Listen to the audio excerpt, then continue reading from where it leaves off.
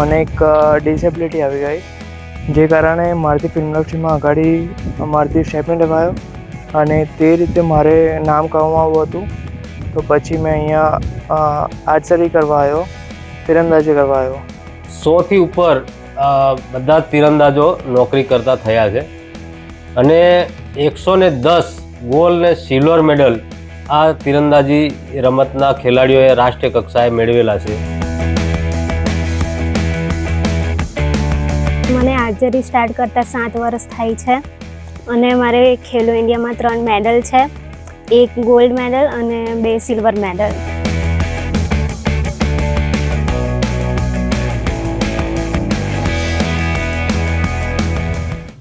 તીરંદાજી એટલે આદિવાસીઓની પરંપરાગત કળા.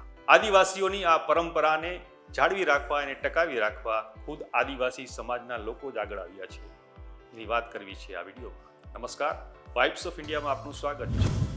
છોટાઉદેપુરથી અમારા રિપોર્ટર રેહાન પટેલ આ અહેવાલ લઈને આવ્યા છે, જેમાં વાત એવી છે કે છોટાઉદેપુરના જે નસવાડી ગામ છે ત્યાં આદિવાસી સમુદાયના લોકોએ જાતે જ એક તીરંદાજી એકેડમી ચાલુ કરી છે.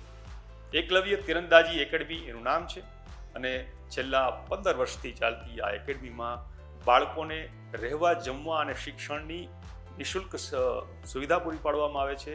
અને આ બાળકો જે આદિવાસી સમાજના બાળકો છે તેમની પરંપરાગત જે કળા છે તીરંદાજીની, તીર ચલાવવાની, એ શીખે છે અને રાજ્ય તેમજ દેશભરમાં નામ રોશન કરે છે.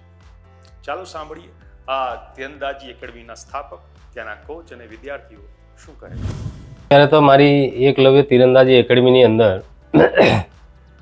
45 બાળકો છે અને 2005થી અત્યાર સુધી અમે લોકો ફ્રી ઓફ કોસ્ટ જે બાળકો અહીંયા આગળ વિના મૂલ્યે એનું તીર ધનુષનું આધુનિક પ્રશિક્ષણ, રહેવા જમવાની વ્યવસ્થા, બાકીની તમામ વ્યવસ્થા અમે લોકો એને પ્રોવાઈડ કરીએ છીએ. અને એવી રીતના અમે લોકો અહીંયા આગળ એકલવ્ય તીરંદાજીની અંદર બાળકોને નેશનલ ને ઇન્ટરનેશનલ માટે તૈયારી કરાવડાવે છે.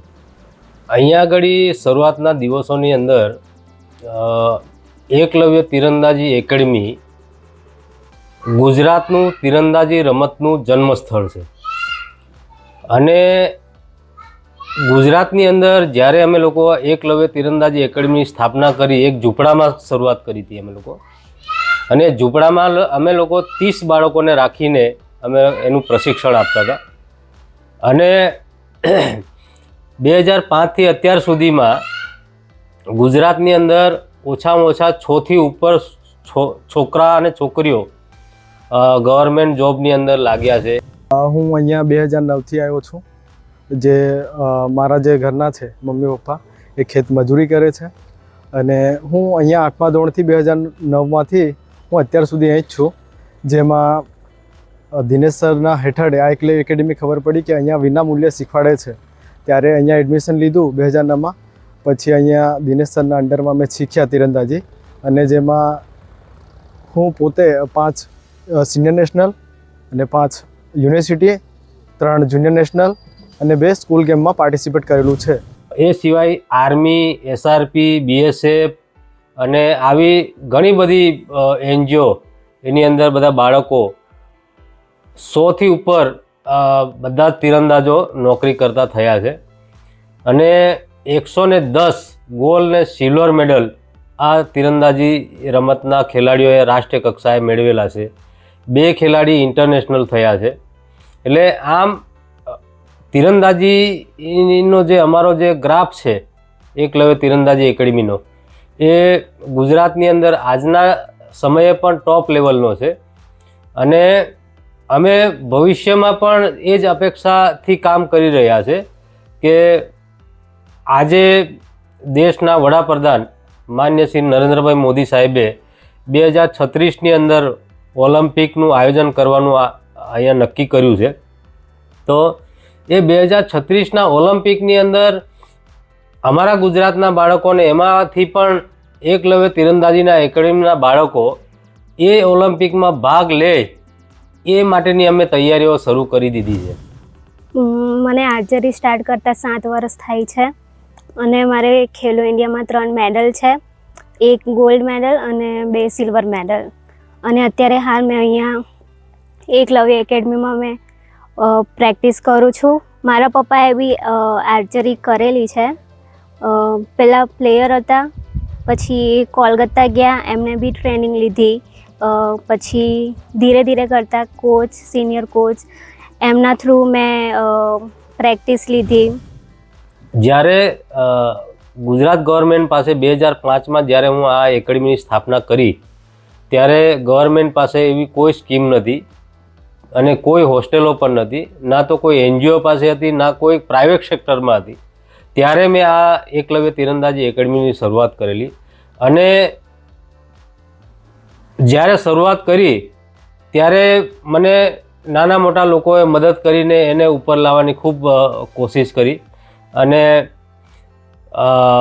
એની અંદરથી અમે લોકો અલગ અલગ જે પણ મદદ મળી એની અંદર સંતોષ માનીને અમે બાળકોને તૈયાર કર્યા. અને આજે ગુજરાતની અંદર જેટલા પણ બાળકો છે, જેટલા પણ કોચ છે, જેટલા પણ ટ્રેનર છે, એ એકલવ્ય તીરંદાજી એકેડમીની પ્રોડક્ટ છે. એટલે આજે ગુજરાતને તીરંદાજી રમતને આગળ લાવવા માટેનું જે માધ્યમ બન્યું છે એ સૌથી વધારે મોખરાનું સ્થાન એકલવ્ય તીરંદાજી એકેડમી છે. 2018માં એક વેબ સિરીઝ કરી અને જ્યારે નાનો હતો ત્યારે 2009માં હું DIT લિટલ માસ્ટરમાં હતો. ને 2015 સુધીની મોસ્ટ ઓફ બધી સિરિયલ જેમ કે બાલવીર, સૂર્યપુત્ર કર્ણ, અશોક સમ્રાટ એ બધી છે તે બધી સિરિયલો મેં કરી day by day, work by work. અને ત્યાર પછી મને એક ડિસેબિલિટી આવી ગઈ, જે કારણે મારાથી ફિલ્મ ઇન્ડસ્ટ્રીમાં આગળ મારાથી સ્ટેપ નહીં લેવાયો અને તે રીતે મારે નામ કમાવવું હતું. તો પછી મેં અહીંયા આર્ચરી કરવા આવ્યો, તીરંદાજી કરવા આવ્યો. તો મને ઘણા લોકોએ કીધું કે નસવાડીમાં જાઓ, દિનેશભાઈ ભીલનું સેન્ટર છે, તો અહીંયા ફ્રી ઓફ કોસ્ટ મને બધું રહેવાનું ખાવાનું બધું મળે છે. તો આ રીતે આદિવાસી વિસ્તારમાં છોટાઉદેપુરના નસવાડીમાં છેલ્લા 1.5 દાયકાથી એક એકેડમી ચાલી રહી છે તીરંદાજી. એમાં જે બાળકો છે એ તીરંદાજીની કળા શીખીને રમતગમતમાં નામ કમાઈ રહ્યા છે. દેશમાં પોતાના વિસ્તારનું, ગુજરાત રાજ્યનું નામ રોશન કરી રહ્યા છે. આ વિશે આપનું શું માનવું છે અમને કોમેન્ટ કરીને જણાવજો. આપણે મળતા રહીશું વાઇબ્સ ઓફ ઇન્ડિયા પર.